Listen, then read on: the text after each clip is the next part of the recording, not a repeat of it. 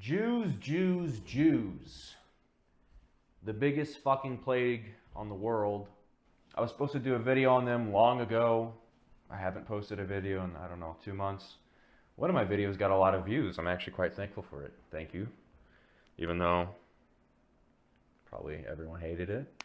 I might do a part 2 with this video. My whole point is just to give information out there to new kids who are finding out the system that the world runs on and the group of people that the world runs on, aka the Jews.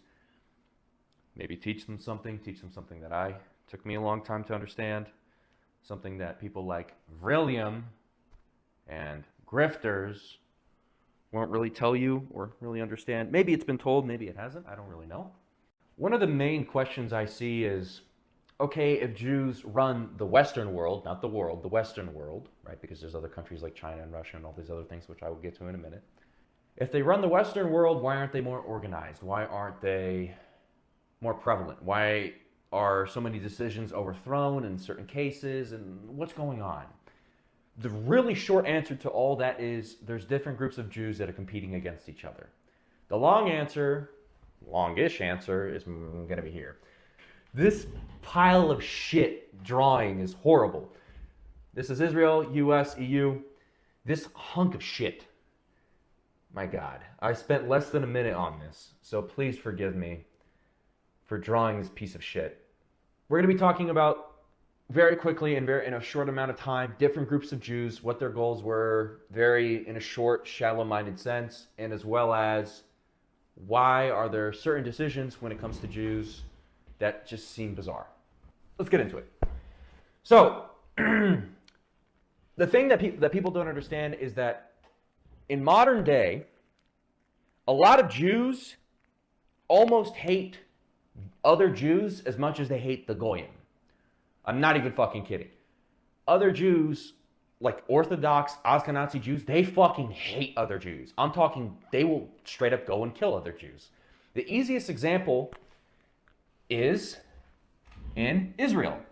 In Israel, there is the left wing and right wing. Now, if I'm correct, that left wing and right wing Jews will literally go and kill the opposite side, politicians.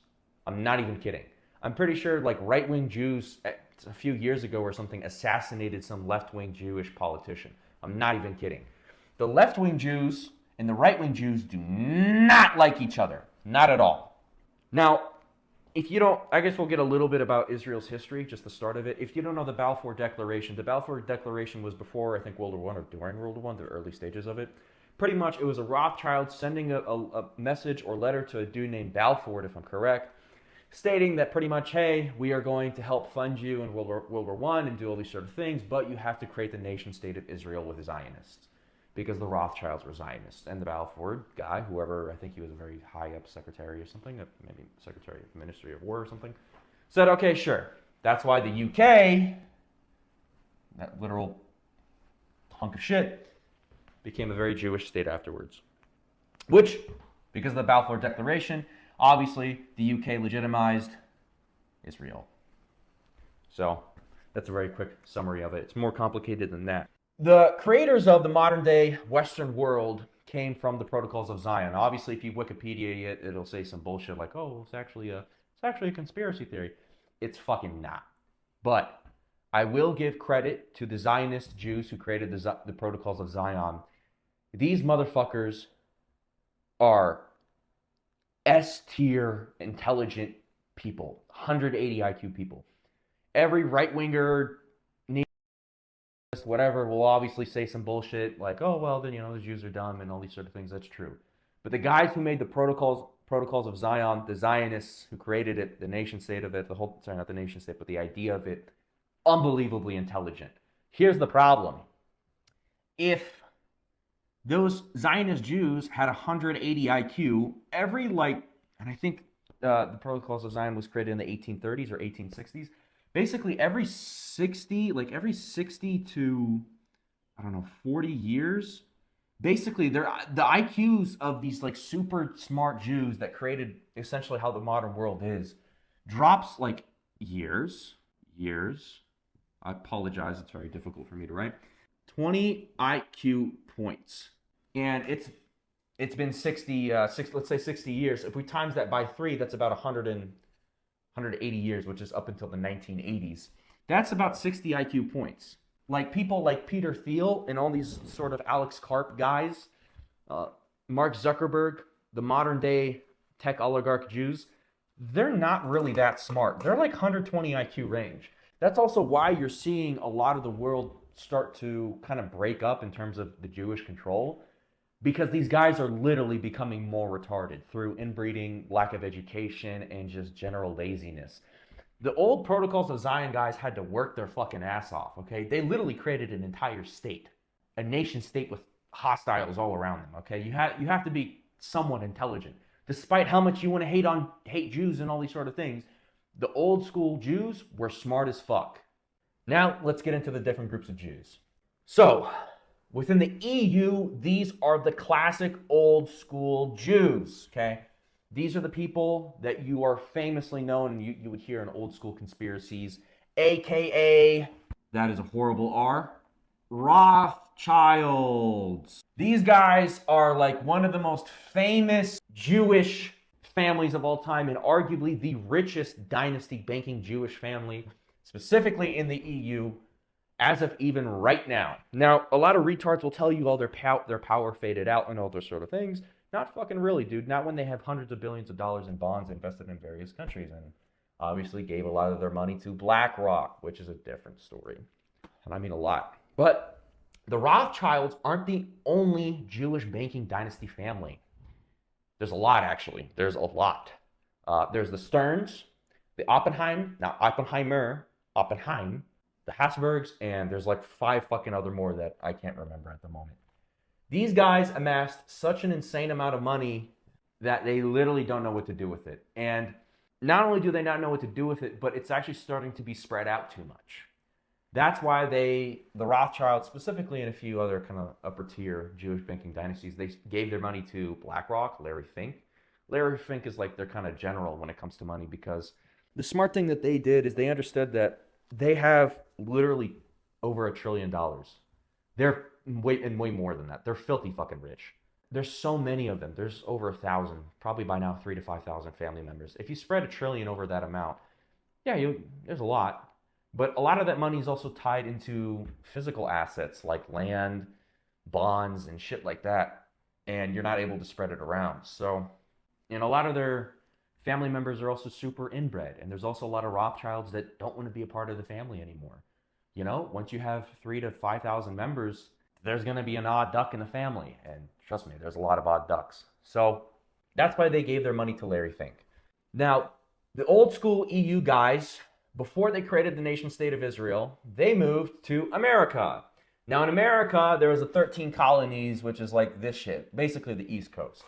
Now, during that time period, for whatever the reason, a sect of Jews got kicked out during the late 1800s, I believe. They traveled all the way to the west. For what I don't remember, there was actually a specific reason as to why a certain sect of East Coast Jews got kicked out to the west. I'm not really sure as to why. No, I do know why. I just can't remember why. But pretty much, the Jews that were kicked from the East Coast and moved to the West Coast now created modern-day Hollywood. Everyone thinks in America that all Jews support Israel. That's retarded. A lot of Jews support Israel, and they want the nation state of Israel to continue because it's in their religious beliefs and all that sort of garbage. But surprisingly, these West Coast Jews over here straight up don't give a fuck about Israel. And here's a really easy way to give you an example. Ethan Klein, H3H3, straight up said when he went to Israel that this place sucks. Like he made videos about it, and the entire video was just him talking about how much he hates Israel. Another easy example is Seth Rogen. There was a leaked audio of Seth Rogen talking about Israel and how much he just doesn't give a fuck about it. This comes in, that also plays in part with the Silicon, like tech bros, Mark Zuckerberg. Larry Fink is actually an East Coast Jew. Who are the Alphabet guys? Sergey Brin or whatever. All the Google guys. This Silicon Tech Valley guys, A lot of them are like on paper saying like, hey, we kind of support Israel, but a lot of them straight up don't give a flying fuck about Israel. Now your question may be, okay, so then why do they psyop? Why do they do all this weird Jewy shit? Because it comes down to genetics. At the end of the day, Jewish people are not only a religion, but they're also a genetical lineage as well.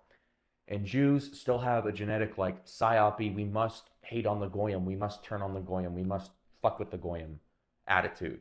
That's why when you like look at East Coast shit and the Jews there, if you notice, a lot of them are like, yeah, we kind of like gay people, we're kind of supportive of gay people. But then there's also like a lot of Republican or conservative Jews that are like, we don't like gay shit. In the West Coast, there's very few Jews that are like, yeah, we don't like gay shit. They're very more, we love media, we love gay people, we love transgender people. This is West Coast Jews. The West Coast and East Coast Jews do not like each other. They still both have to play their part because at the end of the day, they're both Jews. But so also an easy example to set this up is a lot of people know about AIPAC. It's the biggest supposed Jewish organization that donates to our politicians. There's way more than that. There's the AJL, the ADL, and J Street. All of those organizations are all Jewish and they all bribe our politicians, but they all have different goals. AIPAC does not like J Street. J Street does not like AIPAC. Yes, they both do Jewish shit, but they do Jewish shit in different ways, and it's very bizarre. My theory, and what's going to happen, because certain top head Rothschild family members died and all these sort of things, you're going to see a very secret Jewish civil war happen. And you can already see it happen because of like them losing social media. Them losing the social media war is literally a fact of the Jewish civil war amongst them is literally happening right now. They're losing the social media war drastically. Gen Z is complete, like left wing or right. Even if you're a super left wing Gen Z or super right wing Gen Z, they all hate Israel. The only people that like Israel are just boomers and some Gen X. Everyone hates Israel. That's how you can tell there's already a Jewish civil war happening among the big finance Jewish banking families like Oppenheim, Steiner, Rothschilds, and all those other guys. Now, the EU Jews, like the Rothschilds and stuff, they do have similar goals to the East Coast Jews, but they do have some differential things. The East Coast Jews are a little bit, actually, ironically, patriotic of America, and they don't really fuck with the EU Jews. America is also kind of a uniquely satanic country. We can see this by Jeffrey Epstein, but that's a whole different conversation. So there's so much more I want to talk about, but this video will not be long enough, and I don't have enough energy. It's like 5 in the morning. Actually, sorry, it's 4 in the morning. I apologize. But we need to wrap this up. Since the Russia-Ukraine war started, a lot of people were talking on social media, specifically before everyone knew about the Jews. The thing a lot of these kind of nationalists and all these, like, you know, people that knew about the Jews, they always kept bringing up, oh, well, Ukraine has Jews and Russia has Jews and it's a Jewy war and all these sort of things. True, but the Ukrainian Jews and the Russian Jews do not like each other. Do not get that mixed up. It is true that a majority of the oligarchs in Russia are Jewish, but they're a different kind of Jewish. They're the kind of Jewish that hates the EU Jews. Confusing, I know. Easy example, Russia literally banned Rothschilds from entering their country. The Russian Jews still do Jewy activities and Jewish things, but they don't fuck with these old school EU Jewish banking dynasties. Not at all. The Ukrainian Jews are a different kind of Jews. They are like the Orthodox, weird, like religious Jews, actually. So they're a little bit even different from the EU Jews, but they're a bit more closer. That's why you see so much schism between the Russian Jews and Russia and EU, because those two Jewish groups don't like each other. They clash all the time. And I'm pretty sure they actually banned other Jewish banking dynasties from entering Russia. So yes, is it a Jewish war? Yes. Are white people dying? Yes. But do not get it confused that these two groups like each other and they're communicating in some like secret special way. Are they to some degree? Yes. But they don't like each other. And that's what my big message I'm trying to convey. Now, there is technically a Jewish group in China. That is Chia. What the fuck? Now, there is actually a Jewish sect that went to China during, what's his name? Oh my God. In Rome, just a quick, very, very, very super quick history lesson. In Rome, there was a massive Jewish rebellion because a bunch of Jews got locked up. Pretty much, fuck, what's his goddamn name, dude? That pisses me off. I don't know. But there's a certain Roman emperor that went there, killed a shit ton of Jews. A small portion of Jews were able to escape. Fuck, I can't believe I forgot that Roman emperor's name. But essentially, those Jews scattered literally fucking everywhere. I'm not even kidding. And actually, ironically, a small sect of Jews went to China. And there is actually Jewish predominance in China. There is actually a Jewish group in China. But the problem is, they don't really matter because China is mainly a Han people. And they don't like Jews at all. And I'm pretty sure recently they actually banned Jews from entering their country or doing business with them at a large scale. So the Chinese Jews are irrelevant, but they are still doing their kind of Jewish things because they have those Jewish genetics. Even though it's been bred out for over 1,000 years, they're still there. But they're a very, very minor actor. The main, like 5, I guess, or 6 Jewish groups are this: the Russian Jews, EU Jews, the right-wing Jews in Israel, the left-wing Jews in Israel, the East Coast Jews in America, and the West Coast Jews in America. To put it simply, the Russian Jews do not like the EU Jews. The EU Jews do not like the West Coast Jews.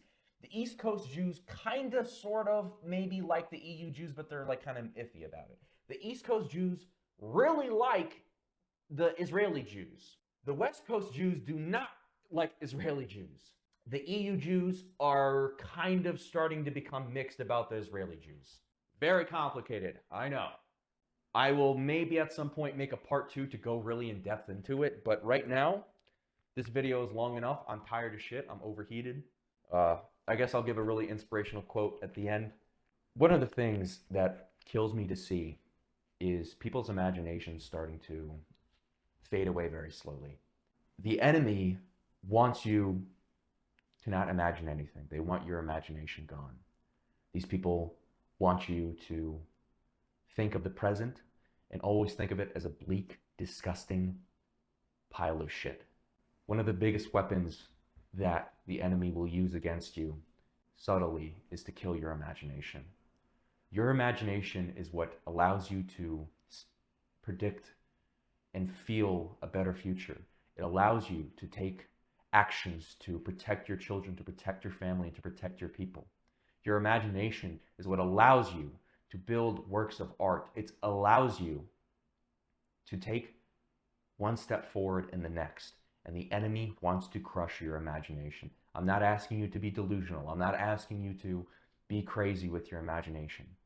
I'm asking you to always keep it alive, because that keeps your soul alive. That keeps the inner kid of you alive. The kid that liked Transformers, the kid that liked Minecraft, the kid that liked Doom, the kid that liked fantasy books. Keep that portion of you alive, because that is the portion that is most pure. That is the one that wants a better future. That is the one that wants success.